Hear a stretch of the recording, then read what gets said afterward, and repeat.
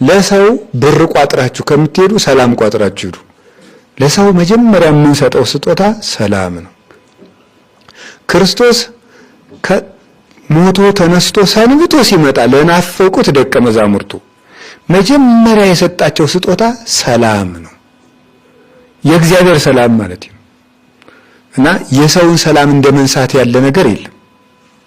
የሰውን ሰላም መንሳት እንደው በዚያው ወደ ውስጠኛው ትምህርት ያልገባውም ላይላዩን ነው እየሄድኩ ያለ እስካሁን።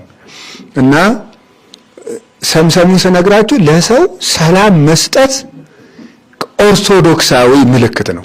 ለሰው ሰላም መስጠት ሁለት ነገር ነው የምንማረው። ክርስቶስ እንደደረሰ ምንድነው የሰጠው? ሰላም። ለኛ ከእግዚአብሔር የምንለምነው የመጀመሪያው ስጦታችን ምንድነው መሆን ያለበት? ነገሩን እንጂ ሰላም። የመጀመሪያው የምን ሰላም ነው? የውስጥ ሰላም ነው። የነፍስ ሰላም ማለት ነው። ማረፊያ እንደሌላት ወፍ የምትዞረው ነፍሳችን እንድታርፍ ያስፈልጋታል። ሰው አሁን ባለበት ነገር እርጋታ የለውም። በተሰጠው ነገር ሰላም የለውም። ሰው በዲቁናው እርካታ የለውም። ሰው በቅስናው ሰላም የለውም ማለት ደስ አይለውም።